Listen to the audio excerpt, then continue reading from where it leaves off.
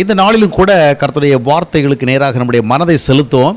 இன்றைக்கு நம்ம என்ன குறித்து வேத பகுதி நீங்கள் கேட்கும் பொழுது, அப்போஸ்தலனாகிய பவுலுடைய வாழ்க்கையிலே கூட அந்த பாடுகளினுடைய அழுத்தங்கள், ஆனாலும் மறுபக்கம் அதனால் ஆறுதலினுடைய ஆதரவுகளை குறித்து சொல்லுகிறத பார்க்குறோம். வாழ்க்கையில் இந்த மனதை அழுத்துகிற சில காரியங்கள் இருக்கிறது. சில விஷயங்கள் என்ன செய்கிறது, they are giving much pressure to our mind. நம்முடைய மனதுக்கு என்ன செய்கிறது, அதை ஸ்ட்ரெஸ்ஸுன்னு சொல்லுவாங்க, சில நேரத்தில் டிப்ரெஷன் சொல்லுவாங்க, பல விதங்களை சொல்லுவாங்க. மனதை சில விஷயங்கள் அழுத்திக்கிட்டே இருக்கும். அழுத்துவது என்பது எல்லாமே துன்பமான காரியங்கள் தான் அழுத்தும் என்று நம்ம சொல்ல முடியாது. நிறைய விஷயங்கள், துன்பங்களும் இருக்குது, துக்கங்களும் இருக்குது, பிரச்சனைகளும் இருக்கிறது. இவைகளுக்கு அப்பாலும் சில விஷயங்கள் இருக்குது. அவைகள் என்ன செய்யணும், இந்த மனதை அழுத்தி கொண்டிருக்கிறது. இப்போ நீங்கள் ஏதாவது ஒரு விஷயத்தை வேலை செஞ்சுட்டு இருக்கும் பொழுது, ஏதாவது உடலுடைய ஏதோ ஒரு பகுதியில் ஏதோ ஒன்று உங்களை டச் பண்ணிகிட்டு இருந்தா, இல்லை பிக் பண்ணிகிட்டு இருந்தால், குத்திக்கிட்டு இருந்தால், இல்லை எங்கேயாவது ஏதோ ஒரு உளைச்சல் இருந்துகிட்டு இருந்தால் நீங்கள் என்ன பண்ண முடியாது. நீங்கள் செஞ்சுருக்கிற ஒர்க்கை சரியாக செய்ய முடியாது. நீங்கள் நல்லா என்ஜாய் பண்ணி சாப்பிட்டு உட்காந்துருக்கிறீங்க, ஆனால் யாரோ ஒருத்தர் பின்னால் முதுகில் அந்த விரலால் என்ன பண்ணுறாரு, அப்படியே குத்திக்கிட்டே இருக்கான்னு வச்சுக்கலாம். நீங்கள் என்ன பண்ண முடியாது. அந்த சாப்பாடு எவ்வளவு டேஸ்டியாக டெலிஷியஸாக இருந்தாலும் என்ன செய்ய முடியாது, யூ கேனாட் என்ஜாய். ஏன்னா யாரோ ஒருத்தர் என்ன பண்ணிவிடும், அதனால் நமக்கு என்ன வரும், ஒரு இரிட்டேஷன் வரும், அப்படி தானே, அனுபவிக்க முடியல. அதே போல் வாழ்க்கையில் நிறைய நேரங்களில் நல்ல சூழல்கள் இருந்தாலும் கூட, இல்லை நல்ல சூழல் இல்லாமல் இருந்தாலும் கூட, சில நேரங்களில் ஏதோ ஒன்று நம்முடைய மனதை என்ன செய்கிறது, அழுத்துகிறது, ஒரு விதம் ஒரு ஸ்ட்ரெஸ் கொடுக்கிறது. நேற்று கூட நாங்கள் வெளியே சென்றிருந்த பொழுது டேனியல் ராஜசேகர் பிரதர் சில விஷயங்களை இன்னொரு குடும்பத்தில் நாங்கள் போய் பகிர்ந்து கொண்டிருக்கிற பொழுது, இந்த ஸ்ட்ரெஸ் வருகிறவல்ல அது நம்முடைய டைஜஸ்டிவ் அந்த சிஸ்டத்தை என்ன செய்கிறதாம், மிகுதியாக பாதிக்கிறது. இப்போ ஸ்ட்ரெஸ்ஸுக்கும் டைஜஷனுக்கும் என்ன சம்மந்தம் நம்ம நினைப்போம். இதுதான் நிறைய பிரச்சனை என்ன செய்கிறதாம் கொண்டு வருகிறது. எனவே என்ன மாத்திரை மருந்து சாப்பிட்டாலும் ஸ்ட்ரெஸ்லேருந்து ரிலீவ் பண்ணுறதுக்கு எதான காரியங்களை மன ரீதியாக செய்யலைன்னு சொன்னால், நம்ம என்ன மருந்து சாப்பிடலன்னு செய்யாது, அதில் உண்மையான டெலிவரன்ஸு கிடைக்க டாக்டரோட மருந்து தான் எழுத முடியும்.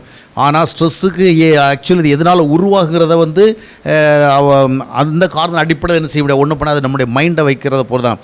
எனவே நிறைய காரியங்கள் நம்முடைய மனதை அழுத்தி கொண்டிருக்கிறபடினால நிறைய நேரங்களில் சந்தோஷப்படுறதுக்கு நிறைய சூழல் இருந்தாலும் கூட அதில் சந்தோஷப்பட முடியாமல் ஏதோ ஒன்று நமக்கு என்ன ஒரு அது ஒரு டிஸ்கம்ஃபர்ட்டை கொடுக்குது.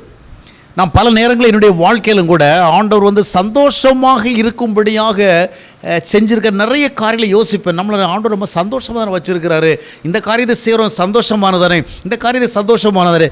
ஆனால் அதே நேரத்தில் ஏதோ ஒரு ஏரியாவில் ஏதோ ஒரு விஷயத்தில் ஒரு சின்ன ஒரு அழுத்தம் இருக்கும்.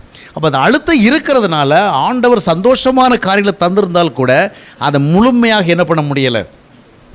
சாத்தான் என்ன பண்ணுறோம், அந்த நேரத்தில் தான் என்ன செய்யறான், வேறு எதுவும் நெகட்டிவ் தாட்ஸை என்ன செய்கிறான், நீ எவ்வளோதான் சந்தோஷமான சூழல் இருந்தாலும் உன் நிலைமை உண்மையில் என்னன்னு தெரியுமா, இது உன்னை பற்றி அவங்க இப்படி சொல்லியிருக்கிறாங்க, இவங்க இப்படி சொல்லியிருக்கிறாங்க, உன் சூழ்நிலை இப்படி இருக்குது அப்படி இருக்குது, இப்படி ஏதாவது ஒன்று காண்பித்து என்ன செய்கிறான்னு சொன்னால், நமக்கு முன்பாக இருக்கின்ற சூழலை நம்ம அனுபவிக்க முடியாமல் செய்து விடுகிறோம். அதுபோல் சிலது நெருக்கடியான சூழல் இருந்தாலும் அந்த நெருக்கடியான சூழலை கடந்து செல்வதற்கு நமக்கு வழி இருக்கும். ஆனால் இந்த மன ரீதியாக ஏற்படுகிற அழுத்தங்கள் என்ன செய்கிறதுன்னு சொன்னால், சரியான ஒரு வழியை கண்டுபிடித்து போக முடியாதபடிக்கு என்ன செய்கிறது, அப்ஸ்ட்ரக்ட் பண்ணி விடுகிறது. இதில் சில அழுத்தங்களை குறித்து நாம் பார்க்கலாம், நிறைய நேரம் நம்ம ஸ்பெண்ட் பண்ண முடியாது.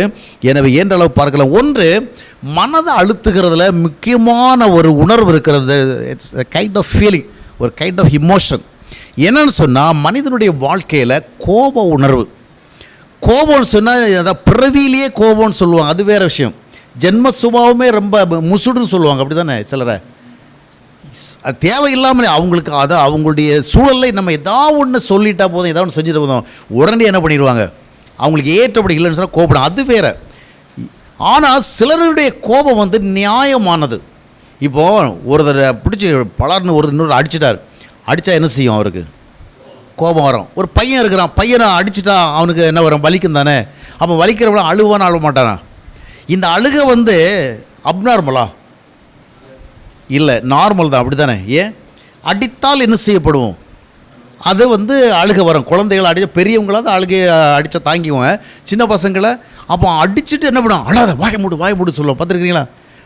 ஒரு பக்கம் அடிச்சுட்டு என்ன சொல்லுவாங்க, வாயை மூடி அம்மா என்ன சார், சில பிள்ளைகள் பார்த்தீங்கன்னா வாயை மூடி என்ன பண்ணுவோம், அப்படியே பலூன் வெடிக்கிற மாதிரி வெடிப்பாங்க, பார்த்துருக்கீங்களா. ஏன்னா அந்த உணர்வுகளை அவங்களை என்ன பண்ண முடியாது, கண்டெயின் பண்ண முடியாது.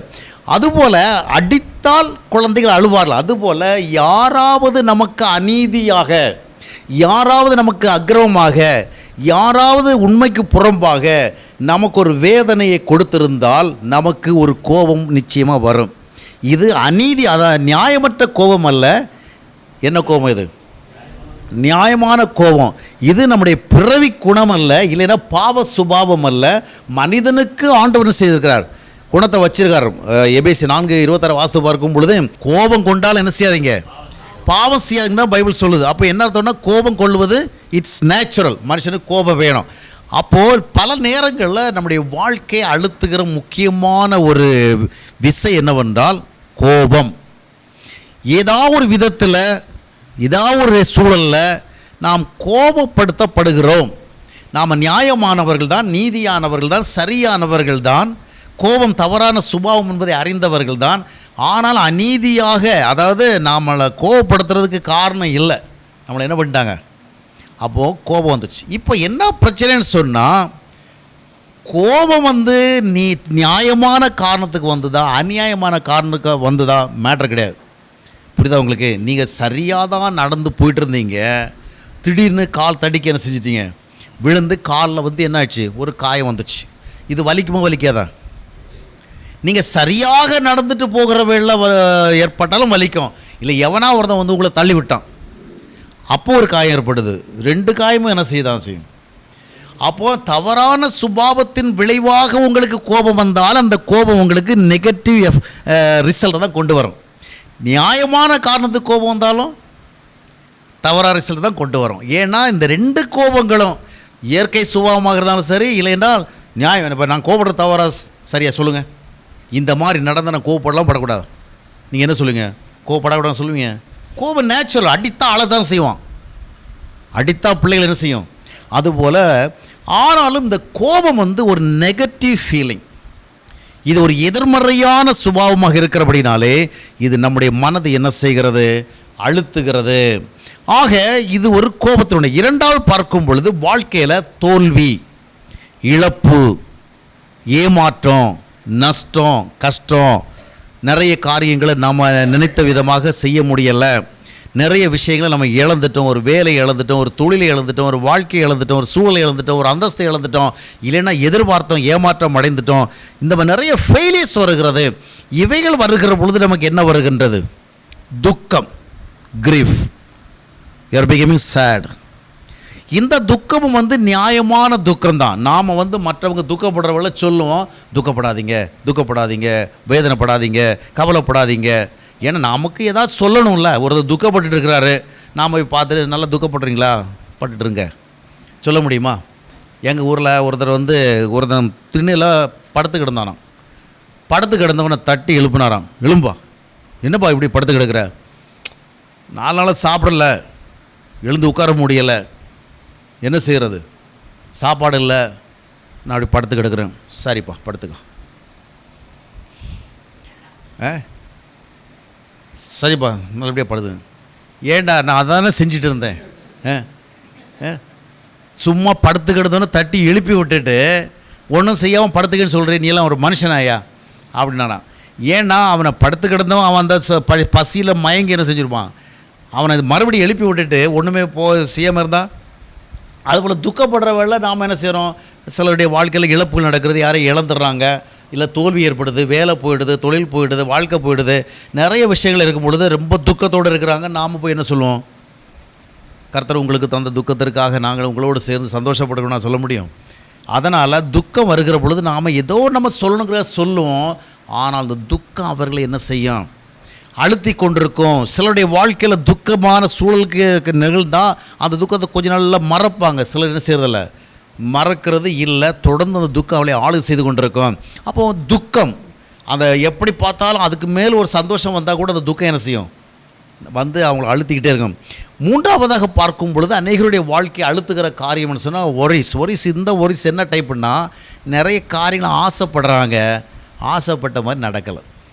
ஏதோ ஒரு ஆசை, நிறைய ஆசைன்னு கூட சொல்ல முடியாது, சிலவில் 1 or 2 இல்லைன்னா 1 ஏதோ ஒன்று ஆசைப்பட்டாங்க, அந்த ஆசை என்ன செய்யலை. இல்லைன்னா ஒரு நல்ல ஒரு சூழலை எதை ஆசைப்பட்டாங்க, ஒரு நல்ல வீட்டை கட்டணும்னு ஆசைப்பட்டாங்க, இல்லை ஒரு பொண்ணை கட்டணும்னு ஆசைப்பட்டாங்க, இல்லை ஒரு பையனை விரும்புகிறோம், அந்த ஏதோ சம்திங்ஸ் தேர். இல்லைன்னா பிள்ளைகள் என்ன செய்யணும், நிறைய குடும்பங்கள் இப்போ எதுக்கு ஆசைப்படுறாங்க, பிள்ளைகள் டாக்டராக மாறணும். ஆமாம், வேறு எதுக்கும் நமக்கு என்ன கிடையாது, ஆசை கிடையாது. டாக்டராக மாறணும், டாக்டராகி அவனுக்கு பிழைப்பு கிடைக்கல, அது வேறு விஷயம். யாராக மாறணும்? டாக்டராக மாறணும். நான் டாக்டருடைய அப்பான்னு சொல்லணும், டாக்டருடைய அம்மான்னு சொல்லணும். பையன் டாக்டர் ஆகணும், அந்த இதை விட நான் யார்? ஆமாம், சிலருடைய ஆசை இப்படி தான் வந்தது. ஏன் நான் என்ன நாளைக்கு கேட்குறவில்ல, பையன் எங்கே இருக்கிறான்? சும்மா அனகாபுத்தூரில் இருக்கிறான், அம்பத்தூரில் இருக்கான்னு சொல்லக்கூடாது. எங்கே இருக்கான்னு சொல்லணும்? அமெரிக்காவில் இருக்கிறான். பொண்ணு எங்கே இருக்குது? ஆவடியில் இருக்குது. இல்லை, அது அவ்வளோ ஸ்டைலாக இல்லை.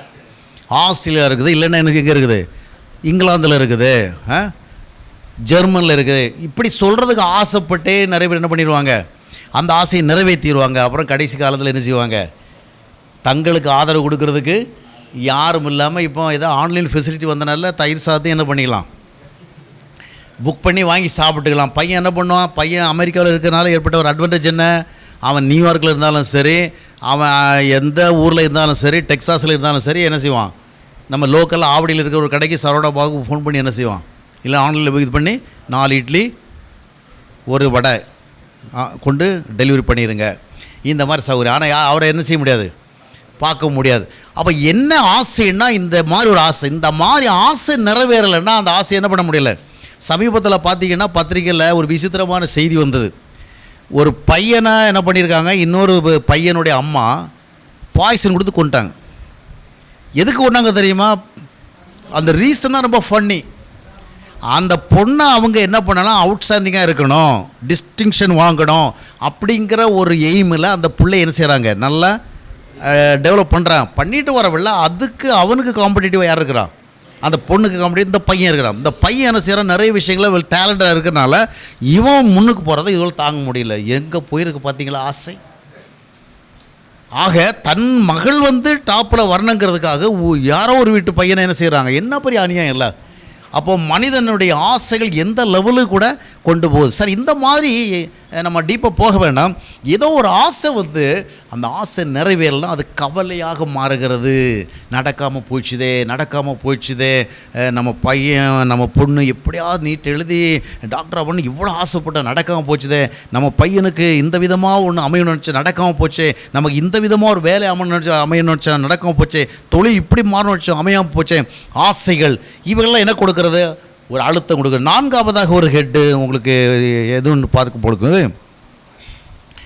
சில நேரத்தில் ஒரு ராங் அண்டர்ஸ்டாண்டிங், ஒருத்தரை குறித்து ஒரு சரியான ஐடியா எனக்கு இல்லை. இவர் எனக்கு நல்லவராகவும் தெரிகிறாரு, சில வேளை என்ன செய்கிறாரு, கெட்டவராகவும் தெரிகிறார். ஒரு நேரம் பார்த்தா நல்ல மனுஷன்தான், ஆனால் இன்னொரு நேரம் பார்த்தா இவர் நல்ல மனுஷனா எனக்கு தெரிய மாட்டேங்குது பிரதர். அதாவது சம்வே ஐ எம் அன்கிளியர். எனக்கு இவர் நல்லவரா கெட்டவரான்னு தெரியவே மாட்டேங்குது. அப்படி தானே? கடையில் ஒரு பையனை வேலைக்கு வைக்கிறோம், பையன் நல்லா தான் இருக்கிறான், ஆனால் இன்னொரு பக்கத்தில் பார்த்து அவன் நல்லவனா இல்லையோங்கிற எண்ணம் வருது. ஒருத்தர் சொல்கிறார் நல்லவன், இன்னொருத்தர் சொல்கிறான் அவ்வளோ ஒன்றும் நல்லவன் கிடையாது. இதனால் என்ன ஏற்படும், நல்லா கவனிங்க, இது நிறைய பேர் வாழ்க்கையில் பிரச்சனையாக இருக்குது. அதாவது ஒருவரை குறித்த ஒரு சரியான ஐடியா, சரியான பிக்சர் நமக்கு இல்லாத பொழுது அது மனதை அழுத்துகிறது. புரிகிறதா? இவர் நல்லவரா, இவர் நல்லவர் தாங்கிறது தெளிவாக தெரிஞ்சு தான் நான் என்ன செய்ய கம்ஃபர்டபுளாக இருப்பேன். இல்லை கெட்டவர் தெரிஞ்சுட்டா கம்ஃபர்டபுளாக, இவர் கெட்டவர், அவ்வளோதான், கதை முடிஞ்சுது. அதுக்கேற்றபடி நான் என்ன செய்யலாம், இவர் நல்லவர்னு எனக்கு தெரிய மாட்டேங்குது, கெட்டவர்னு தெரிய மாட்டேங்குது. இவர் நல்லவர்னு யார்ட்டையும் சொல்ல முடியலை, கெட்டவர்னு சொல்ல முடியலை. கெட்டவர்னு சொன்னால் அவர் எப்படி கெட்டவர்னு கேட்குறான், நல்லவர்னு சொன்னால் யாராவது நல்லவர் அப்படின்னு கேட்குறாங்க. அப்போது இது ஒரு அழுத்தத்தை கொடுக்கறது. இது நிறைய இடங்களில் பார்த்திங்கன்னா நிறைய ஐக்கியங்கள் இந்த பிரச்சனை இருக்குது. அது சர்ச் ஃபெலோஷிப்பாக இருக்கலாம், இல்லை ஒரு வேலை செய்கிற இடத்துல ஃபெலோஷிப்பாக இருக்கலாம், இல்லை சமுதாய தொடர்பாக இருக்கலாம், இல்லை கணவன் மனைவியாக கூட இருக்கலாம். இவர் நல்லவரா கெட்டவரா ஒரு சரியான ஐடியா இல்லை. அப்போ இது போன்ற 4 காரியங்கள் மனிதனுடைய வாழ்க்கையில் அவனை அழுத்துகிற காரியங்களாக இருக்குது. புரிகிறதா?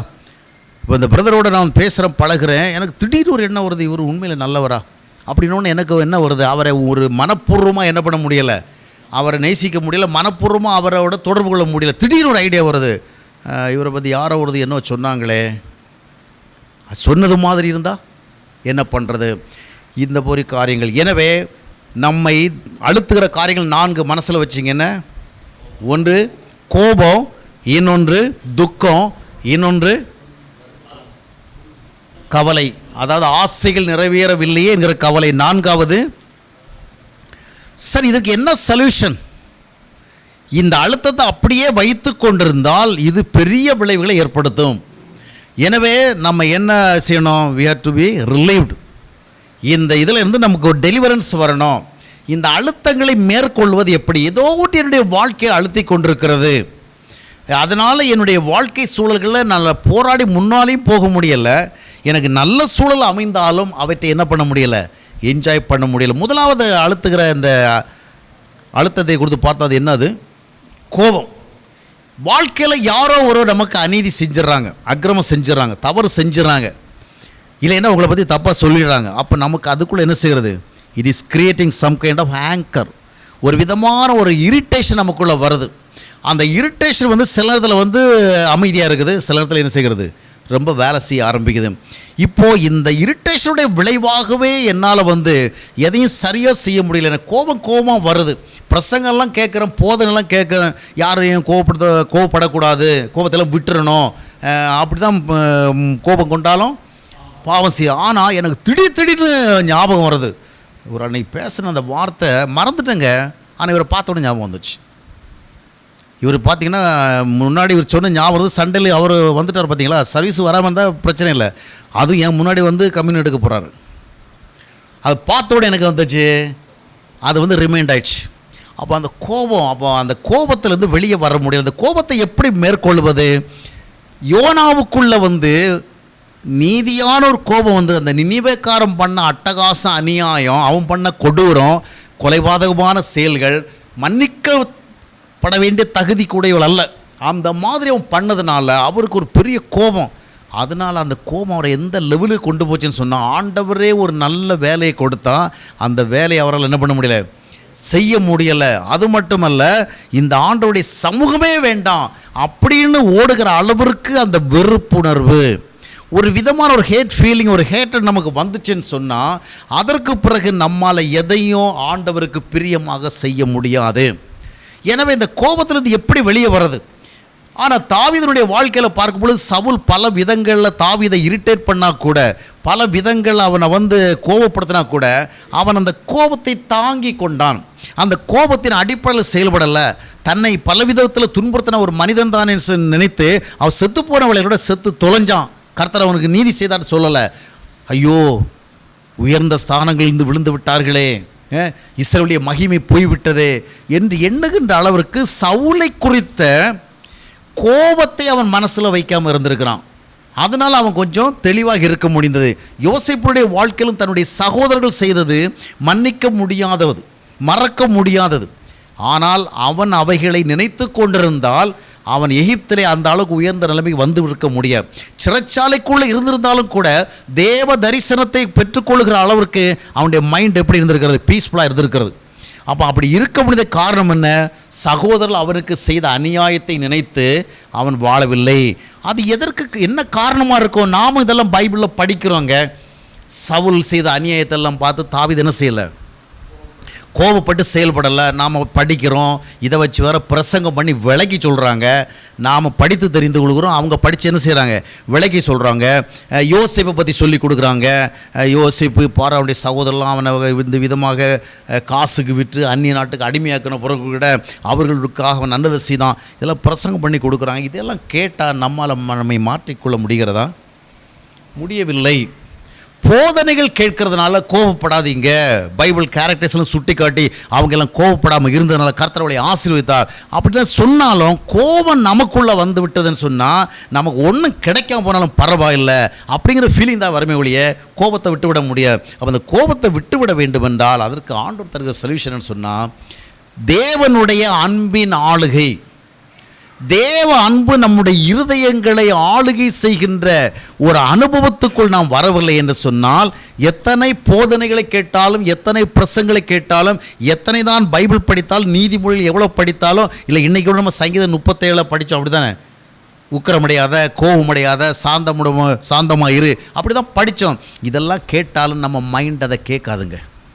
இதெல்லாம் நம்ம உணர்ந்துக்கணும். நாம் சொல்லுவோம், போதர் இவ்வளோலாம் பிரசவம் பண்ண போகிற கூட நீ மனசை இப்படி வச்சுக்கின்னு யாராவது சொல்லுவாங்க. நான் என்ன பண்ணுறது? வேணும்னா வைக்கிறேன். எனக்கு அவ்வளோ கோபம் வருதுங்க. எனக்கு அவ்வளோ எரிச்சல் வருது, நான் ஒரு நேரம் மறந்துடுறேன், ஆனால் திடீர்னு அது என்ன வருது, ஞாபகம் வருது. அப்போ மனசுக்கு எத்தனை பிரசங்கம் நீங்கள் பண்ணாலும் மனம் என்ன சொல்லும், போயா நீயும் பிரசங்கமும். என்னை பொறுத்த வரைக்கும் என் மனசை பாதித்தா நான் என்ன பண்ணிகிட்ருப்பேன், இப்படி தான் இருப்பேன். மனம் உங்கள் பிரசங்கத்தை எல்லாம் கேட்டு என்ன செய்யாது, கீழ்ப்படியாது. அப்போ இதுக்கு அப்பால் போய் இந்த மனசை கீழ்ப்படுத்துகிற ஒரு பெரிய ஃபோர்ஸ் அங்கே வரணும். இந்த மனதை கண்ட்ரோல் பண்ணி அதை சப்டியூ பண்ணி கொண்டு போகிற ஒரு ஃபோர்ஸ்ன்னா அது அந்த லவ் ஆஃப் காட். தேவனுடைய அன்பு ஒரு மனிதனுக்குள்ள அறிவினால் அறியப்பட்டால் போதாது, அது அனுபவமாக அறியப்படணும். ரோமர் 5:5 என்ன வாசிக்கிறோம், தேவ அன்பு பரிசுத்தாவின் மூலமாக நமக்குள்ளே ஊட்டப்பட்டிருக்கிறது. இதுதான். மற்றபடி சொல்லிக் கொடுத்து கோவப்படாதுங்க பிரதர், விட்டுடுங்க பிரதர், மறந்துடுங்க பிரதர், இதையெல்லாம் மனசில் வச்சுக்கலாமா? இது இவர் சொல்லி எனக்கு தெரியும், நானே எத்தனை முறை சொல்லிவிட்டேன், எனக்குள்ள மறந்துடணும். நான் காலையில் மறந்துடுறேன், மத்தியானம் ஞாபகம் வந்துடுது. அதுவும் மத்தியானம் சாப்பிட்டா மறந்துடுது. அப்புறம் அடுத்த பசி வேளை ரொம்ப ஞாபகம் வந்துடுது.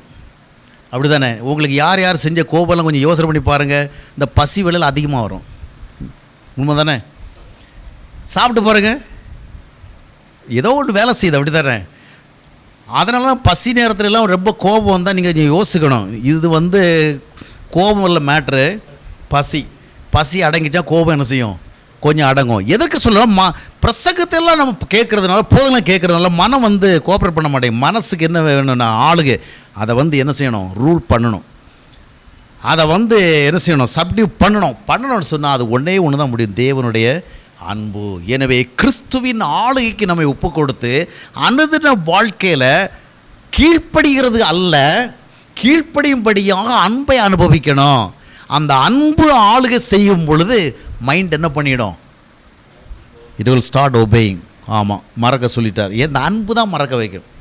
அன்பு தான் அந்த காரியங்களை அடிப்படையில் செயல்படாமல் நம்மை நடத்தும். யாருக்கு செய்ததை ஒரு காலம் மறக்க முடியாதுங்க. உங்களுக்கு எதாவது மறந்துருக்குதா? ப்ராக்டிக்கலாக யோசிங்க, சொல்லிவாங்க, மறந்துடுங்க. எங்கே மறக்கிறது? மனுஷனுக்கு எதுக்கு ஆண்டவர் மெமரி பவர் கொடுத்துருக்குறாரு? கடவுள் கொடுத்த சிஸ்டத்தையே நீங்கள் என்ன பண்ணுறீங்க, மறக்க சொல்கிறாங்க. எப்படி மறக்கிறது? மறக்கலாம் முடியாது, மறக்க தேவையும் இல்லை.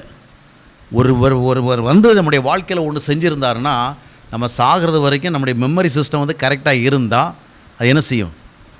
ஆனால் அந்த நினைவுகள் நம்மை துன்புறுத்தக்கூடாது, அந்த நினைவுகள் நம்மை காயப்படுத்தக்கூடாது. ஞாபகம் இருந்தால் தப்பு கிடையாது, ஆனால் அதுக்கு இப்போ என்ன கிடையாது, சக்தி கிடையாது. அப்படி தானே? அது பல்லு போன சிங்கம் மாதிரி ஆயிடுச்சு. இப்போ என்ன ஆயிடுச்சு, அதுக்கு நினைவுகள் இருக்கும். நினைவுகள் நமக்கு ஒரு அன்ரெஸ்ட்டை கொடுக்கல, ஒரு அன்இசினஸை கொடுக்கல, ஒரு டிஸ்கம்ஃபர்ட்டை நமக்கு கொடுக்கல. எப்பொழுது அது நடக்கும்னு சொன்னால், கர்த்தருடைய ஆளுகை, அதனுடைய விளைவாக அந்த அன்பு என்ன செய்ய வேண்டும் உள்ளத்தில். எனவே இந்த அன்னுதுன்னா ஆண்டவரோடு நம்ம பேசி பழகி கர்த்தரோடு நம்முடைய இருதயத்தை இணைத்து கர்த்தருடைய அன்பை நம்முடைய மனதுக்குள்ளே என்ன செய்யணும், ஃபீல் பண்ணணும். புரிகிறதா? தேவன் நம்மை நேசிக்கிறார், ஆண்டவர் என்னை நேசிக்கிறாருங்கிறத பைபிளை படித்து மண்டைக்குள்ளே அறிகிறது இல்லை. அந்த அன்பை அவருடைய ஆவியின் மூலமாக இருதயத்தில் என்ன செய்யணும், we must experience, we must feel. அப்படி பண்ணும் பொழுது யார் நமக்கு எதிராக என்ன செய்திருந்தாலும் அதனுடைய அடிப்படையில் நாம் என்ன செய்யப்பட மாட்டோம், அழுத்தப்பட மாட்டோம். அதெல்லாம் நினைவுகளாக இருக்குமே என்று குத்துகிறவைகளாக இராது. புரிகிறதா? குத்துகிறவைகளாக இருக்காது. குண்டூசி பார்த்திங்கன்னா அந்த கூறு இருந்தால் என்ன செய்யும், குத்தும். அந்த கூறு மழுங்கிட்டுன்னா குத்தாது. அதே போல் தான். ஆக தேவ அன்பின் ஆளுகைக்குள் தான் இந்த மனத அழுத்தத்திலிருந்து நம்ம விடுதலை அடைய முடியும். அடுத்தபடியாக பார்க்கும்பொழுது இரண்டாவது காரியம்னா துக்கம். இப்போ யாராவது ஒருத்தருக்கு நஷ்டம் வந்திருக்குது, கஷ்டம் வந்திருக்குது, ஃபெயிலியர் வந்திருக்குது, பெரிய இழப்பு வந்திருக்கு, தங்களுக்கு முக்கியமானவங்களை இழந்திருக்கிறாங்க, ஒரு பெரிய நஷ்டத்தை சந்திச்சிருக்கிறாங்க, அவங்களால துக்கப்படாமல் இருக்கவே முடியாது. தங்களுடைய வாழ்க்கையை பாதிக்கும்படியான ஒரு இழப்பை சந்தித்திருக்கிற இடத்துல சென்று ஆறுதலுக்காக நம்ம பேசலாம்.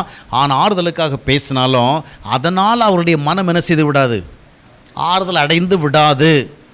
நம்ம கொஞ்சம் ஸ்பீட் பிரேக்கர் மாதிரி கொஞ்சம் சில நேரத்தில் நம்ம சொல்கிறதுனால மனசுக்குள்ளே துக்கத்தை வச்சுருப்பாங்க, வெளியே காட்டுறதை என்ன செய்வாங்க, அழுகிறத நேரடியாக அழமாட்டான், மறைந்திருந்து அழுவாங்க, இல்லைன்னா கொஞ்சம் கண்ட்ரோல் பண்ணிக்குவாங்க. ஆனால் in heart they have the sadness. அதுக்குள்ளே அவங்க என்ன செய்வாங்க, தேர் மச் கிரீவ்டு. அப்போ இந்த துக்க உணர்வுகள், ஏதோ ஒரு மனசில் ஒரு கஷ்டம் இருக்குது, நம்ம ஏதோ ஒரு இதில் வந்து தோல்வி அடைந்திருக்கிறோம், ஒரு ஏமாற்றத்தை கண்டிருக்கிறோம், ஏதோ ஒன்றை இழந்திருக்கிறோம், ஒரு வேக்கம், ஒரு வெற்றிடம் உருவாகியிருக்குது, அந்த மாதிரி ஃபீல் பண்ணும் பொழுது வாழ்க்கையில் எந்த சூழலில் இருந்தாலும் அதை மனசு என்ன செய்யும்? மனதை அழுத்துகிற பொழுதெல்லாம் வாழ்க்கையில் எதையும் நம்ம கன்ஸ்ட்ரக்டிவாக என்ன செய்ய முடியாது. ஒரு தரிசனத்தோடு முன்னோக்கி செல்ல முடியாது. யாரோடு நல்லுறவுகளோடு நடக்க முடியாது மனதை அழுத்துகிற பொழுது. ஆமாம், இப்போது சிலர் பார்த்திங்கன்னா அவங்களுக்கு ரொம்ப முக்கியமானவங்க இறந்துட்டாங்கன்னா அடுத்த பார்த்திங்கன்னா அவங்களோடு இருக்கிற நிறைய பேரை வந்து ரொம்ப அவங்க வந்து என்ன பண்ணுவாங்கன்னா டென்ஷன் பண்ணுவாங்க, தேவையில்லாமல் அவங்கள கஷ்டப்படுத்துவாங்க, ஏதாவது ஒன்று செஞ்சுட்டு அவ்வளோ ஆத்திரப்படுவாங்க. அது காரணம் என்ன? அவங்க மனசுக்குள்ளே இருக்கிற துக்கம் அழுத்துகிறது. இந்த துக்கத்தை மேற்கொள்கிறதுக்கு என்ன பண்ணுறது? அப்போஸ்தலன் பவுல் சொல்லுகிற பொழுது 2 கொரிந்தியர் 1:5 எங்களுக்கு பாடுகள் பெருகிறது, ஆனாலும் ஆறுதல் பெறுகிறது. பல நேரங்களில் நாம் வந்து துக்கத்திற்கு சாட்சியாக இருக்கிறோம். எப்படி துக்கத்துக்கு சாட்சியாக இருக்கிறோம்? நமக்கு ஏற்பட்ட நெருக்கடிகள், கஷ்டங்கள், இழப்புகள், துன்பங்கள் இவைகள் எவ்வளவு நம்மை வருத்துகிறது என்பதற்கு we are witnesses. நாம் அதுக்கு என்ன செய்யணும்? ஒரு டெஸ்டிமனி கொடுக்குறோம். ஆனால் கிறிஸ்தவ வாழ்க்கையில் நம்ம அநேகர் துக்கத்துக்கு சாட்சி கொடுக்குறோம். ஆனால் அவ்விதமான துக்கத்தில் இருக்கிறவர்களுக்கு ஆண்டவர் ஒரு பெரிய ஆறுதல் கொடுக்கிறான்னு பைபிள் சொல்லுகிறதே, அந்த ஆறுதலுக்கு சாட்சியாக இருக்கிறோமா? கிறிஸ்தவ வாழ்க்கை சாட்சி வாழ்க்கை. ஆனால் நாம் துக்கத்துக்கு சாட்சியாக இருக்கிறோம். எப்படி சாட்சியாக இருக்கிறோம்? நம்முடைய முகங்களெல்லாம் எப்படி இருக்கிறது? துக்கமாக இருக்கிறது. நாம் பேசுகிறபோது எப்படி பேசுகிறோம்? துக்கமாக பேசுகிறோம். எதுலேயுமே நாம் வந்து ஒரு இன்ட்ரெஸ்ட் காட்டலை. எதை கேட்டாலும் சும்மா தலையாட்டிட்டு போயிட்டுருக்குறோம். என்ன காரணம்? நாம் எதுக்கு சாட்சியாக இருக்கிறோம்? ஆமாம், இதை நீங்கள் கேட்டுட்டா என்ன சொல்லுவோம்? என் நிலைமை எனக்கு தானே தெரியும், எனக்கு உனக்கு நடந்தால் தெரியும், நான் சந்தித்ததை நீ சந்தித்தா உனக்கு தெரியும். அப்போ தே ஆர் ஜஸ்டிஃபைங். உண்மைதான். ஆனால் இங்கே என்ன நடைபெறுகிறது என்றால், மனித வாழ்வில் ஏற்படுகிற எல்லா மனிதர்களுக்கும் ஏற்படுகிறது போன்ற கஷ்டங்கள் நமக்கு வருகிற பொழுது அது எவ்விதமாக நம்மை துக்கப்படுத்தும் என்பதற்கு நாம் என்ன செய்கிறோம்? we are standing as witnesses. ஆனால் வேதம் என்ன சொல்லுகிறது? இந்த துக்கம் இருந்தாலும் கர்த்தருடைய ஐக்கியம் நம்முடைய வாழ்வில் இருக்கும் பொழுது அந்த துக்கம் மேற்கொள்ளப்படுகிறது. அந்த துக்கம் மேற்கொள்ளப்பட்டு ஆறுதலுக்கு சாட்சியாக இருக்கலாம். அதான் பவுல் சொல்கிறாரு, எங்களுக்கு பாடுகள் பெருகிறது போல ஆறுதலும் பெருகிறது. அப்போ ஆறுதலை உடையவன் மனிதனாக இருக்கிறான். அது மட்டும் என்ன சொல்கிறான்? நாங்களும் எங்களைப் போல துன்பப்படுகிறவர்களுக்கு ஆறுதல் செய்யத்தக்கதாக ஆண்டவர் எங்களை ஆறுதல் படுத்துகிறார். இன்றைக்கி நம்ம ஆறுதலுக்கு சாட்சியாக இருக்கிறோமா?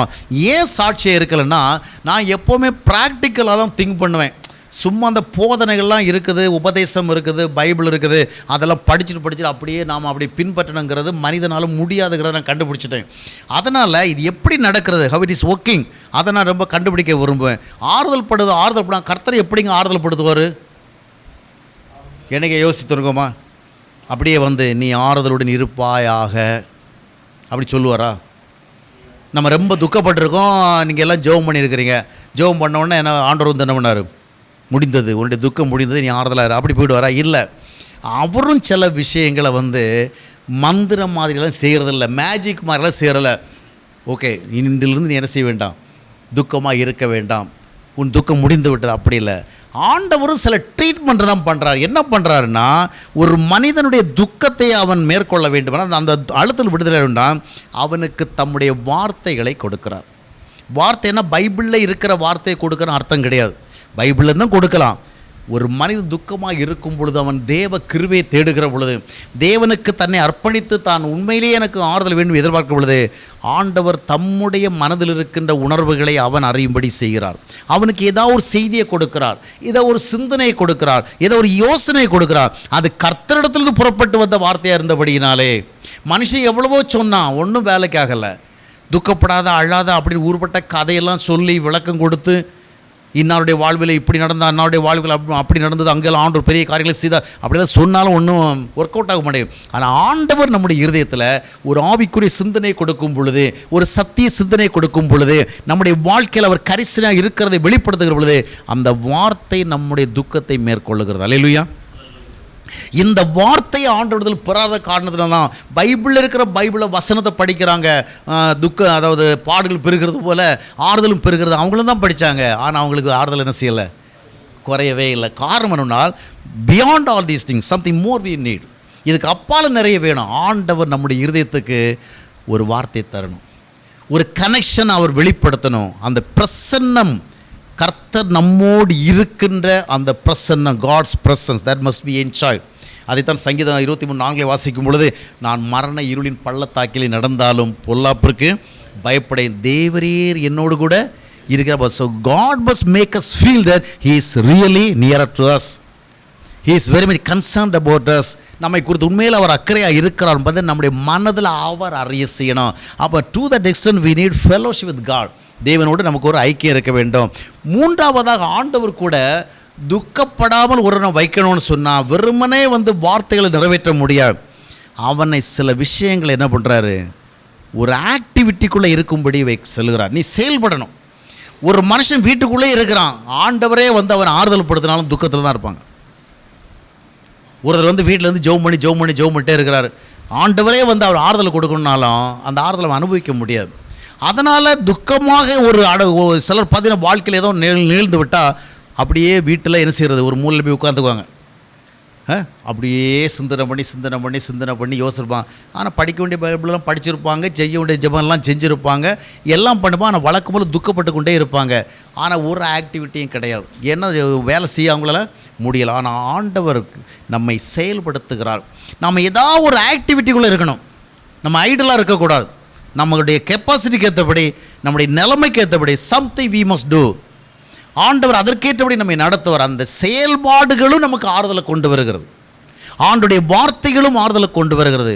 ஆண்டுடைய பிரசனம் நம்ம ஆறுதலை கொண்டு வருகிறது. இப்படியெல்லாம் பல்வேறு விதங்களில் ஆண்டவர் செயல்பட்டு தான் துக்கமான மனநிலைகளை மேற்கொள்ளும்படியாக ஆண்டவர் உதவி செய்கிறார். அடுத்ததாக நம்ம என்ன பார்த்தோம்னு சொன்னால், நிறைய நேரங்களில் ஆசைகள், நிறைய விஷயங்கள் ஆசைப்படுறோம், இல்லை கொஞ்சம் விஷயத்தை ஆசைப்படுறோம். சிலருக்கு நிறைய ஆசை இருக்கும், சிலர் சொல்லுவாங்க, நான் என்ன ஆசைப்பட்டேன், இந்த ஒரே ஒரு விஷயந்தாங்க, இந்த ஒரே ஒரு விஷயத்தில் தான் எனக்கு ஒரு ஆசை இருந்தது, அதுவும் ஆண்டவர் என்ன செய்யலை, நிறைவேற்றலை அப்படிம்பாங்க. அப்போது வாழ்க்கையில் ஆசைகள் நிறைவேறாமல் போகும் பொழுது அது ஒரு அழுத்தத்தை கொடுக்கிறது, கவலையாக மாறுகிறது. இட் இஸ் பிகமிங் ஒழி. இது அழுத்த ஆரம்பிக்கும். நான் ஒரு சின்ன விஷயத்தை ஆசைப்பட்டேன், ஒரு வாழ்க்கையை ஆசைப்பட்டேன், ஒரு குடும்பத்தை ஆசைப்பட்டேன், இல்லைன்னா வேறு ஒரு நிலைமை ஆசைப்பட்டேன், எனக்கு நடக்கலையே, இல்லைன்னா என் பிள்ளைகள் இப்படி இருக்கணும்னு ஆசைப்பட்டேன், நடக்கலையே. அந்த விதமாக ஆசைகள் நிறைவேறாத பொழுது வருத்தம் ஏற்படும். ஆசைங்கிற வெளில பார்த்திங்கன்னா நல்ல ஆசை, கெட்ட ஆசைன்னு ரெண்டு இருக்குது. ஆனால் நம்மகிட்ட இருக்கிறது கெட்ட ஆசையெல்லாம் கிடையாதுங்க, நல்ல ஆசை தான். ஒன்றும் தப்பாக ஆசைப்படலை, அடுத்தவன் பொருளை நம்ம என்ன செய்யலை, ஆசைப்படலை, தவறான முறையில் முன்னுக்கு ஒரு ஆசைப்படலை, நியாயமான ஆசைகள் தான்.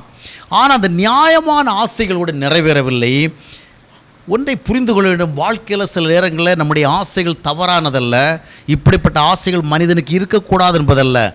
ஆனால் சில ஆசைகள் தேவனால் நமக்கு நிறைவேற்றப்படவில்லை என்று சொன்னால் அந்த ஆசைகள் விஷயத்தில் நம்முடைய உணர்வுகளை என்ன செய்ய வேண்டும், நாம் கட்டுப்படுத்தி கொள்ள வேண்டும். ஆண்டவர் இந்த ஆசையை தப்புன்னு பார்க்கல, ஆனால் அந்த ஆசையை எனக்கு அதை நிறைவேற்றுறதில் அவர் என்ன செய்யலை, ஏதோ வேறு சிந்தனை உடையவராக இருக்கிறார். அதை நம்மளால் புரிஞ்சிக்க முடியாது.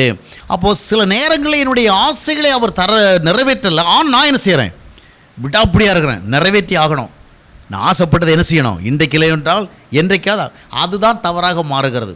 கெட்ட ஆசை இல்லை, நல்ல ஆசை தான். அந்த நல்ல ஆசையும் கூட ஆண்டோடைய சாங்ஷனை பெறலைன்னு சொன்னால் அது என்ன வரும், that will become a evil desire. ஆண்டவரால் அனுமதிக்கப்படாத ஒன்று, அனுமதிக்கப்பட ஆண்டவர் ஏன் அனுமதிக்கலாம், ரொம்ப மோசம் அப்படி இல்லை, அது உன்னுடைய சூழலுக்கு உன்னுடைய நிலைமைக்கு வேண்டாம் அப்படிங்கிறார். அதை நாம் ஆசைப்பட்டு போகும் பொழுது அதில் என்ன வருகிறது, பிரச்சனை வருகிறது. எனவே தான் சொல்லுவோம், ஆண்டவரால் நமக்கு நிறைவேற்றி கொடுக்கப்படாத ஆசைகளை நாம் என்ன செய்ய வேண்டும், இது ஏதோ ஒரு காரணத்தை ஆண்டவர் அறிகிறார் சொல்லி அதை நாம் என்ன செய்யணும், ஆண்டவரோடு ஒரு ஒத்த மனதோடு புரிந்து கொள்ள வேண்டும். ஆசைகள் தவறு கிடையாது. சில நேரத்தில் ஆசை எப்படி வருதுன்னு சொன்னால், இப்போ ஒரு வீடு கட்டணும் அப்படின்னு ஆசைப்பட தவறுங்களா? நான் வாடகை வீட்டில் தான் வாழணுங்கிறது ஆண்டோடைய சித்தமா? இல்லை, அப்படியெல்லாம் ஆண்டவர் முன்குறித்திருப்பான்னு நான் நினைக்கல. நீ வாடகை வீட்டில் தான் வாழ்ந்து முடிக்கணும், நீ கடனாளியாக தான் வாழ்ந்து முடிக்கணும், அப்படிலாம் ஆண்டவர் முன்குறிச்சுக்க நான் நம்புறது கிடையாது. அதனால் ஆசை தவறு கிடையாது. ஒருத்தன் ஒரு வீடு கட்டுறான், வீடு கட்ட விரும்புகிறான், இல்லை ஒரு பெரிய வாகனத்தை வாங்க விரும்புகிறான், இல்லைன்னா ஏதோ ஒன்று ஆசைப்படுறான், தவறு கிடையாது. ஆனால் சில ஆசை இருந்தால் தான் சில காரியங்களை சாதிக்கவும் முடியும். அப்படி தானே? ஆசை இல்லைன்னு சொன்னால் ஒரு மனுஷனுக்கு ஒரு ஆசை இல்லை. அப்படி ஆசை இல்லாத மனுஷனுக்கு பிறகுற பிள்ளைகளுக்கு ரொம்ப கஷ்டம் உண்டு. ஏன் தெரியுமா? இந்த அப்பா ஒரு வீட்டை ஆசைப்படவே இல்லை, அப்போ பிள்ளைகள் என்ன செய்வாங்க, அவங்க வாடகை வீட்டில் தான் வாழ்வாங்க. இந்த அப்பனுக்கு வந்து என் பிள்ளைகள் நல்ல விதமாக படித்து முன்னுக்கு வரணுங்கிற ஆசையே கிடையாது. ஏன்னா இவர் ஆசை இல்லாதவர், ஆசைகளை வெறுத்தவர். இவர் கர்த்தருக்கு என்ன பண்ணுறாரு, எனக்கு ஒன்றும் பெரிய ஆசை இல்லைப்பா, என் பிள்ளைகள் ஏதோ எழுத்தறிவு பெற்றுக்கிட்டாங்களா, இட்ஸ் ஓகே, இந்த மாதிரி அவர் நினச்சிட்டாருன்னு சொன்னால் பையனை என்ன செய்யணும், ஏதோ ஒரு கடைக்கு தான் அனுப்பணும், அப்படி தானே, ஏதோ சுமதுவுக்கு தான் அனுப்பணும். ஆசைகள் இல்லாத பெற்றோருக்கு பிறக்கிற பிள்ளைகள் வாழ்க்கையில் நிறைய விஷயங்கள் என்ன பண்ண முடியும், அடைய முடியாமல் போயிடும். அதே நேரத்தில் ஆசைக்கிறது எப்படிங்க, இப்போது எனக்கு வீடு இல்லை, நான் ஒரு கொஞ்சம் சிந்திச்சு யோசி ஒரு வீடு யோசித்திருக்கேன் பிரதர், அதுக்கு எவ்வளோ காசு தெரியுமா, நீங்களே சொல்லுங்கள், நான் அதுக்கேற்ற கொஞ்சம் அட்ஜஸ்ட் பண்ணிக்கிறேன். ப்ராடாக சிந்திக்க மாட்டேங்கிறீங்க. இந்த காலத்தில் லட்சத்தை பற்றி பேசினாலே ரொம்ப கேவலமாக இருக்குது. நம்ம உலகத்தில் எல்லாம் 25,000 கோடி 35,000 கோடி 40,000 கோடி அப்படி சொல்கிற உலகத்தில் பிரதர் எங்கேயோ லோ பட்ஜெட்டை போட்டார். கொஞ்சம் நம்ம லெவலுக்கு கொஞ்சமாவது நீங்கள் நடக்கிறதா நடக்கலையே, யோசிக்கிறா கொஞ்சம் பெருசாக யோசிக்கலாம்ல. அவரை விட்டுருங்க பிரதர், நீங்கள் சொல்லுங்கள் பிரதர், எவ்வளோ வாங்கலாம், 1.5 கோடி. சரி பாருங்கள், இப்போல்லாம் ஒரு வீடு வாங்கினா என்ன வேணும், ஒரு 1.5 கோடி. சரி, உங்களுக்கு இவருக்கு வேண்டாம் அவருக்கு வேண்டாம், 1 கோடி வச்சுக்கோமே, 1 கோடி வச்சுக்கோம். 1 கோடி ரூபாவில் இப்போ நான் ஒரு வீடு வாங்க ஆசைப்படுறேன், இது தவறா? தவறில்லை. இப்போ நான் என்ன பண்ணுறேன், இந்த ஒரு வீடு வாங்கி ஆகணுங்கன்னு ரொம்ப தீவிரமாக நடவடிக்கை எடுக்கிறேன். இப்போது இந்த ஆசை விஷயத்தில் வந்து நான் முட்டாளாக ஆசைப்படக்கூடாது, கொஞ்சம் என்ன செய்யணும், காமன் சென்ஸோடு ஆசைப்படணும். இப்போது என்கிட்ட 75 லட்சம் ரூபா இருக்குகிட்ட, 75 லட்ச ரூபா, நான் சொன்ன வார்த்தை கேட்டு அப்புறம் கடன் கேட்ட போகிறீங்க. 75 லட்ச ரூபாய் இருக்குன்னு வச்சிங்களா, இப்போ நான் 1 கோடி ரூபாய் வீடு ஆசைப்படலாம் படக்கூடாதா? தாராளமாக படலாம். ஏன்னா ஒரு ஆசை இருந்தால் தான் இன்னும் ஒரு 25 லட்சத்துக்கு என்ன செய்யலாம், ஏதோ பண்ணலாம். 50 லட்சம் இருந்தால் அப்போ கூட என்ன செய்யலாம், ஆசைப்படலாம். ஆனால் என்கிட்ட இருக்கிறது எவ்வளோ தெரியுமா, 1 லட்சம். இப்போ நான் ஆசைப்படலாமா படக்கூடாதா? இந்த 1 லட்சத்தை வச்சுட்டு 1 கோடி வீட்டுக்கு ஆசைப்படுறது எது, முட்டாள்தனம்.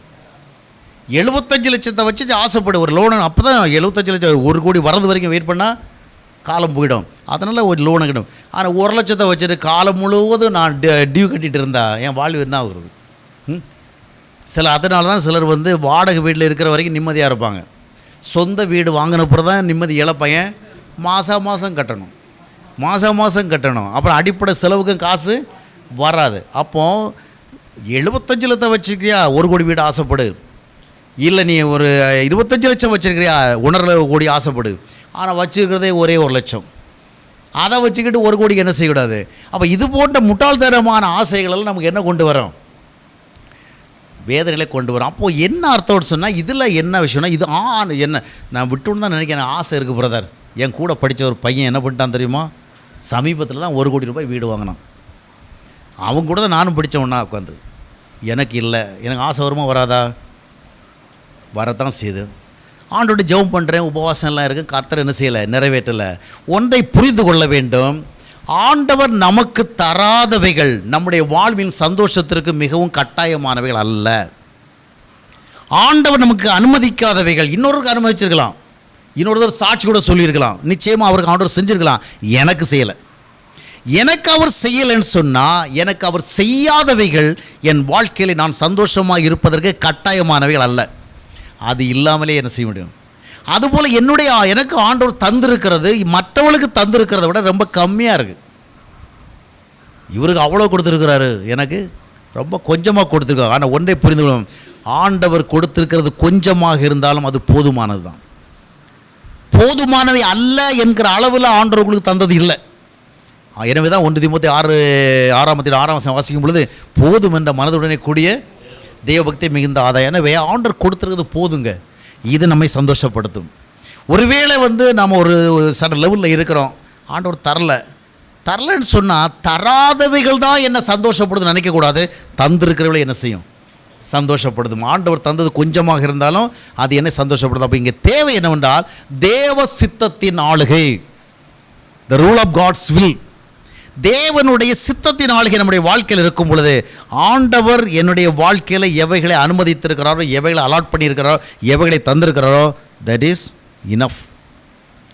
அவர் என் வாழ்வில் இருக்கிறார், அவர் எனக்கு போதுமானவராக இருக்கிறார். அனுதின வாழ்க்கையில் மன்னா தான் கிடைக்கிது, போதும்ப்பா, அடுத்த வேளை வர்ற வேளை உனக்கு மன்னா கிடைக்கும். 3 நாளைக்கு சேர்த்து வச்சா என்ன ஆகும்? வேஸ்ட்டாக தான் போயிடும். எனவே தேவ சித்தத்தின் ஆளுகைக்கு நம்முடைய வாழ்க்கை உட்பட்டதாக இருக்கும் பொழுது நம்முடைய ஆசைகள் அதற்கு உட்பட்டு தான் இருக்கும். ஆசை இல்லாமல் இருக்க கூட நான் யாருக்கும் சொல்கிறேன், நிச்சயம் ஆசை வேணும். ஆனால் அந்த ஆசைகள் ஆண்டவருடைய சித்தத்துக்கு நான் ஆசைப்படுறேன். இப்போ நான் கூட காலைல வரவில்லை ஒரு பெரிய காம்ப்ளெக்ஸை பார்த்தேங்க. உண்மை தான் சொல்கிறேன், தப்பாக நினச்சிக்காதீங்க. பார்த்தேன், நான் மனசுக்குள்ளே நினச்சேன், ஆண்டவர் ஒவ்வொருத்தருக்கும் அவ்வளோ பெரிய காம்ப்ளெக்ஸ் எல்லாம் கட்டுறதுக்கு இது பண்ணியிருக்கிறாரு. நம்ம ஒரு 50 பேர் உட்காந்து நல்ல விதமாக ஒரு ஆராதனை கூடுகையை பார்க்குறதுக்கு ஆண்டவர் தரலையே அப்படி நினைக்கிறேன். நினச்சாலும் அது என் மனசை பாதிக்கலை. நான் ஆண்டவர்கிட்ட சொல்கிறேன், ஆண்டவர் நீ எனக்கு தந்தது போதும், இது just I share my feelings with you. எனக்கு இப்படிப்பட்ட உணர்வு வருது, நான் ஃபீல் பண்ணுறேன். அதனால் நீர் எனக்கு இது தரலின்னு நான் ஃப்ரஸ்ட்ரேஷனுக்கெல்லாம் போகவே இல்லை. அது என்னை பாதிக்கலை. மனிதனுங்கிற முறையில் இந்த எண்ணம் என்ன செய்கிறது, ஒருத்தர் இவ்வளோ பெரிய அரங்குகளை வச்சுருக்கிறாங்களே, ஒரு நியாயமான காரியத்திற்கு, ஒரு நல்ல காரியத்திற்கு என் ஒரு சின்ன சூழலுக்குள்ள அமையவில்லைங்கிற எண்ணம் வருகிறது. ஆனால் அது எனக்கு அமையலையே ஆண்டவர் என்ன பண்ணுற அப்படியெல்லாம் சிந்திக்கவில்லை. அதனால் எந்த விதமான ஸ்ட்ரெஸ்ஸும் என்ன செய்யலை, வரவில்லை. எனவே ஆண்டவர் தந்தவைகள் போதுமானவை அல்ல என்ற நிலைமையில் இல்லை. போதுமானவை தராதவைகள் என் வாழ்விற்கு அது கட்டாயமானவைகள் அல்ல. இறுதியாக ஒன்றை பார்த்து முடித்துவிடும், நேரம் அதிகமாகிவிட்டு நினைக்கிறேன். முடிச்சிடலாமா அப்படியே? சரி, இறுதியாக ஒன்றை பார்க்கும் பொழுது நான் ஒரு பாயிண்ட்டை சொல்லிட்டதுனால அதை உங்களுக்கு நான் சொல்லி முடிச்சிடுறேன். இறுதியாக பார்க்கும் பொழுது, அதாவது மற்றவர்களை குறித்த ஒரு சரியான கருத்து எனக்கு இல்லை என்றால் அது என் மனதை அழுத்தி கொண்டே இருக்கும். ஒருவர் நல்லவரா கெட்டவரா, I need to have some right understanding. பாருங்கள், ஒருத்தர் ஒரு செல்ஃபோன் வாங்க போனார், வாங்கிட்டு வந்துட்டார். அது நல்லா தான் ஃபங்க்ஷன் ஆகிட்டு இருக்குது. ஆனால் அவருக்கு தெரிந்த ஒருத்தர் சொன்னார், இந்த ஃபோனை ஏப்பா வாங்கினேன், இது அவ்வளோ நல்ல ஃபோன் கிடையாது அப்படின்னார். அவ்வளோதான், ஒரு மெசேஜ் உள்ள பேசாச்சு. ஆனால் அதுக்கு பிறகு எல்லா ஃபங்க்ஷன் நல்லா தான் இருக்குது. ஏதாவது ஒரு நேரத்தில் அந்த ஃபோன் கொஞ்சம் ஹேங் ஆகும். எங்கே அது ஆப்பிள் ஃபோன் வாங்கினாலும் அது ஆகத்தான் செய்யும், எந்த சாம்சங் வாங்கினாலும் என்ன செய்யும், ஏதோ ஒன்று ஆகும். உடனே நினச்சேன், என் ஃப்ரெண்டு அன்னைக்கே சொன்னான், இந்த ஃபோனு வாங்காத, பாருங்க அது நிற்குது. அந்த மாதிரி ஏதாவது ஒரு ஃபங்க்ஷனில் கொஞ்சம் அவருக்கு வேரியேஷன் ஏற்பட்டுன்னு சொன்னால் திடீர்னு ஒரு மெசேஜ் அனுப்புவார், அது போய் சேரல, அது கொஞ்சம் செட்டிங்ஸில் போய் எதாவது என்ன செய்யணும், பண்ணணும். அவன் சொன்னான், அப்போவே சொன்னான். வாழ்க்கையில் இது போன்று தான் சில நேரங்களில் சிலரை குறித்து நமக்கு ஒரு சரியான ஐடியா வரவே மாட்டேங்குது, ஒரு சரியான பிக்சர் வரவே மாட்டேங்குது. இவர் நல்லவராக கெட்டவரான்னு என்ன செய்ய முடியலை, கண்டுபிடிக்கவே முடியலை. அதில் வேறு சில கொஞ்சம் போட்டு கொடுத்துருவாங்க. அவங்க கடையில் இருக்கிற இந்த பையன் நல்ல பையன், அருமையான பையன், தங்கமான பையன், கொஞ்சம் கவனிச்சிங்க, கொஞ்சம் ஒரு பார்வை வச்சுக்கும்பாங்க. உண்மையிலே அந்த பையன் ரொம்ப நல்ல பையன், ஆனால் நல்ல பையன், அருமையான பையன், ரொம்ப ஆக்டிவு, ரொம்ப நல்லா வேலை செய்கிற பையன், ஆனால் கொஞ்சம் என்ன செய்ய எதுக்கும். அதற்கு பிறகு இந்த பையன் ஒன்றும் இல்லை, ஜஸ்ட் அப்படி அந்த பக்கம் போனோன்னே இவர் மைண்டில் என்ன வருது, அவன் சொன்னான், இவன் ஏதோ தப்பு பண்ண போகிறான் போல இருக்கு, ஏதோ காசு திருட போகிறானோ. அப்போ ஒவ்வொரு அசைவிலும் அவன் என்ன செய்கிறான்னா, அவனுடைய நல்ல விஷயங்களை பார்க்க முடியல, அவனிடத்தில் ஏதோ ஒன்று எதிரடையாக இருக்கிறதோ என்று பார்க்க போகிறான். காரணம் என்னவென்றால் ஒரு சரியான எக்ஸாக்ட் ஐடியா இல்லை. உறவுகளாக இருந்தாலும் சரி, கணவன் மனைவியாக இருந்தாலும் சரி, அண்ணன் தம்பியாக இருந்தாலும் சரி, சபை உறவுகளாக இருந்தாலும் சரி, தொழில் உறவுகளாக சரி, மற்றவர்களை குறித்து நமக்கு ஒரு சரியான ஐடியா. சில குடும்பங்களில் பார்த்திங்கன்னா கல்யாணமாகி போகிறவள்ள சில பெண்கள் இப்படி இருந்தாங்களாம். அவங்க அந்த குடும்பத்தை நல்ல விதமாக வாழ விடக்கூடாதுன்னா என்ன சொல்லுவாங்களாம், உனக்கு அமைஞ்சிருக்கிற மாப்பிள்ளை ரொம்ப நல்லவன், ரொம்ப அருமையானவன், ஆனால் ஒரு விஷயத்தில் கொஞ்சம் வீக்கு, நீ ஒன்றெல்லாம் கொஞ்சம் கவனமாக இரு, நீ எப்படி இருக்கணும், கொஞ்சம் கவனமாக இருந்துக்க அப்படின்னு. அவங்கள்ட்ட ஒரு பிரச்சனையும் கிடையாது. இவங்க அட்வைஸ் பண்ணுறது மாதிரி ஒரு நல்லது சொல்கிற, கொஞ்சம் கவனிச்சிக்க, உலகம் கெட்டு கிடக்குது, அவ்வளோதான். அதில் இருந்து வாழ்நாள் முழுவதும் இந்த மனைவியால் அந்த கணவனை நல்லவன்று பார்க்கவே முடியாது. ஏன்னா நல்லவனமாக இருக்கிறான், நிறைய விஷயம் நல்லதாக நடக்கும், இருந்தாலும் ஏதாவது ஒரு விஷயத்தில் ரோட்டில் போகிற வெள்ள திடீர்னு இப்படி பார்த்துட்டான்.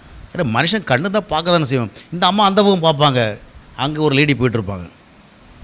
நினச்சேன், இந்த அன்றைக்கி என்ன சொன்னாங்க, அவன் எல்லாம் நல்ல விஷயந்தான், கொஞ்சம் பார்க்க சொன்னாங்க கரெக்டாக. எனக்கு ரோட்டில் போகிறவள்ள மனுஷன் இப்படியே போவான், இந்த பக்கம் ஆம்பளை போனா என்ன, பொம்பளை போனா என்ன, ரோட்டில் போகிறவன் என்ன செய்வான், அந்த பொம்பளையும் அப்படி தான், ஆம்பளையும் அப்படி தான். யாரையும் பார்க்க அப்படின்னு நம்ம முகமூடியை போட்டு போக முடியும்? முகமூடியை போட்டு போகிறவங்க தான் சுதந்திரமாக பார்க்குறாங்கன்னு சொல்லுவாங்க. ஏன்னா இவங்க பார்க்குறாங்கிறது யாருக்கும் தெரியாது, ஆனால் அவங்க எல்லாத்தையும் பார்க்குறாங்க. ஆனால் எதுக்கு சொல்லடா அது, ஆமாம் அவங்க அன்றைக்கி சொன்னாங்களே உன் ஹஸ்பண்டை பற்றி என்ன செய்யணும் நீ கொஞ்சம். இந்த நிறைய கள்ள தீர்க்கதரிசிகளெல்லாம் கூட இப்படி இருக்கிறாங்க. அவங்க இந்த மாதிரி போட்டு விட்ருவாங்க. போட்டு விட்டு அதுக்கு மேலே அந்த ஃபேமிலி என்ன செய்யும், தட் வில் பி டிஸ்ட்ராய்டு. கடைசி வரைக்கும் அந்த அம்மாவுக்கு அவரை பற்றி அதே மாதிரி தான் அவருக்கும் அவங்கள பற்றி என்ன வராது, ஒரு எக்ஸாக்ட் ஐடியா வராது. அப்போ இது போன்ற சூழல் அழுத்தி கொண்டிருக்கும். எல்லாம் நல்லா தான் இருக்குது, எல்லாம் நல்லா தான் எல்லாம் ஏதோ ஒரு ஏரியாவில் ஒருவேளை அவர் அப்படி இருந்தால், ஒருவேளை அவர் அப்படியா இன்னைக்கு வழக்கமாக 6 மணிக்கு வந்துடுவார், 7 மணி ஆகுது ஆளை காணோம், ஃபோன் போடுறாரு, யாரோ ஒருவோடு பேசி கொண்டிருக்கிறார். யார் அவர்? அவங்க நியாயமாக தான் பேசியிருப்பாங்க, அம்மாக்கிட்டேயோ அண்ணங்கிட்டேயோ தம்பிகிட்ட. யார்கிட்ட பேசுகிறார், யார்கிட்ட? இதெல்லாம் காரணம் என்னவென்றால் நாம் ஒருவரை குறித்து சரியாக என்ன செய்ய முடியலை, புரிந்து கொள்ள முடியும். ஏன் புரிந்து கொள்ள முடியவில்லை என்றால் ஒரு மனிதனுக்குள்ள சத்தியத்தின் ஆளுகை வேணும். சத்தியத்தின் ஆளுகை இல்லைன்னு சொன்னால் அந்த கண்கள் அவர்களுக்கு இருக்காது, எதையும் நம்ம சரியாக பார்க்க முடியாது. நல்லவர்களை கெட்டவர்களாக பார்க்க நேடும், கெட்டவர்களை நல்லவர்களாக பார்க்க நேடும். சத்தியத்தின் ஆளுகை இருந்தால் இவர் என்னுடைய நண்பராக இருந்தாலும் சரி, இவரிடத்தில் ஒரு குறைவை நான் கண்டா என்ன செய்வேன், அந்த குறைவை சொல்ல. ஏன்னா சத்தியத்தின் அடிப்படையில் பார்க்குறேன். இவருடைய விரோதி ஆனாலும் இவரிடத்தில் ஒரு நல்லதை பார்த்தா நான் என்ன செய்வேன், ஏன்னா நான் சத்தியத்தின் அடிப்படையில் பார்க்குறேன், ஒருவருடைய உண்மையான நிலைமையின் அடிப்படையில் பார்க்குறேன், வேத ஒன்றின் அடிப்படையில். ஆகையால் யோவான் 16:13 வாசிக்கும் பொழுது, சத்திய ஆவியானவர் வருகிற பொழுது சகல சத்தியத்திற்குள்ளும் உங்களை நடத்துவார். இந்த சத்திய ஆளுகை இருந்தால் யாரையும் நம்ம மிஸ் அண்டர்ஸ்டாண்ட் பண்ணி என்ன செய்ய முடியாது. மிஸ் அண்டர்ஸ்டாண்டிங்லாம் வரோம், இயல்பு தான் மனிதன். அதில் நம்ம பெர்சிஸ்ட் பண்ணி என்ன செய்ய மாட்டோம், நிற்க மாட்டோம். ஏன்னா ஹோலி ஸ்பிரிட் நம்மளதை செயல்படுகிற பொழுது இவர் யார் இவங்க யார் என்பதை அறிந்து கொள்ளுகிற கிருபைகளை ஆண்டவர் கொடுப்பார். எனவே 4 விதமான அழுத்தங்கள், இந்த அழுத்தங்கள் விடுதலை அடையினார். 4 விதமான ஆளுகைகள் வேண்டும். அந்த ஆளுகை உடையவளாக இருக்கும்படியாக கர்த்தருக்கு நம்மை பூர்ணமாக ஒப்பு கொடுத்து வாழ்வோம். கர்த்தர் நம்மை நிச்சயமாக நடத்துவார், ஆசீர்வதிப்பார். கண்களை மூடி நாம் செபிக்கலாம். எங்களை நேசிக்கிற அன்பின் ஆண்டவரே, இந்த நாளில் எங்களோடு நீர் பகிர்ந்து கொண்ட எல்லாருடைய வார்த்தைகளுக்காக நன்றி செலுத்துகிறோம். வாழ்க்கையினுடைய பல சூழல்களை எங்களுடைய மனதை அழுத்தி கொண்டிருக்கின்ற காரியங்கள், அதனுடைய விளைவாக எங்களுக்கு ஏற்படுகிற பலவிதமான தடைகள், இவைகளுக்கு என்ன தீர்வு எங்களை சொல்லிக் கொடுத்தது. எல்லாம் உம்முடைய கரத்திலிருந்து வருகிறது. உம்முடைய ஆளுகை எங்களிடத்தில் இருக்கும் பொழுது, உம்முடைய அன்பின் ஆளுகை ஆண்டவருடைய தேவ சித்தத்தினுடைய ஆளுகை ஆண்டவரே எங்களுடைய வாழ்க்கையில் இருக்கும் பொழுது, ஆண்டவரே சத்தியத்தின் ஆளுகை எங்களுடைய வாழ்க்கையில் இருக்கும் பொழுது எங்களுடைய மன அழுத்தங்களுக்கு நாங்கள் விடுதலை அடைகிறோம் என்று சொல்லிக் கொடுத்தீர். அந்த விதமாக உம்மாலே ஆளப்படுகிற ஒரு வாழ்க்கையை நாங்கள் வாழ்ந்து அதன் மூலமாக எல்லா அழுத்தங்களும் விடுதலை அடைந்து விடுதலையோடு வாழ உதவி செய்யும். எங்கள் மத்தியிலே ஆண்டவர் தாம் இந்த நாளிலும் எங்களோட பகிர்ந்து எல்லா வார்த்தையும் நன்றி செலுத்துகிறோம். அனைவரையும் ஆசீர்வதியும். தேவ கிருபை பிரசன்னம் கூட இருக்கட்டும், தொடர்ந்து வழி நடத்தட்டும். ஆண்டவராய் இயேசு கிறிஸ்து நாமத்தில் ஜெபிக்கிறோம் நல்ல பிதாவே, ஆமென்.